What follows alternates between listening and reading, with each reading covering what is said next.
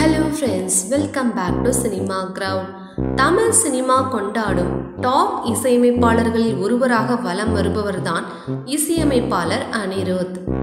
A.R.. Rahman பள்ளியில் பயின்று இன்று இந்தியாவை தாண்டி கொண்டாடப்படும் இசையமைப்பாளராக வளர்ந்து உள்ளார் அனிருத்.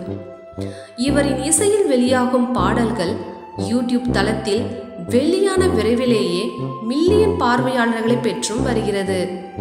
தமிழில் Coolie, Jananayagan, Madharasi, love insurance company, jailer 2 போன்ற படங்களும், தெலுங்கில் சில படங்களும் இவரது இசையமைப்பில் அடுத்து வெளியாக இருக்கிறது. இந்நிலையில் அனிருத் அவரது வித்தியாசமான ஆசையை குறித்து இன்டர்வியூ ஒன்று பகிர்ந்துள்ளார்.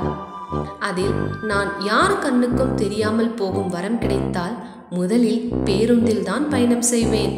பள்ளி நாட்களில் எப்படி பேருந்தின் இருக்கையில் அமர்ந்து கொண்டு பயணம் செய்து மகிழ்ந்தேனோ அப்படியான பயணம் எனக்கு மீண்டும் வேண்டும். இதை இப்போது செய்ய முடியாததால் மிகவும் மிஸ் செய்கிறேன்.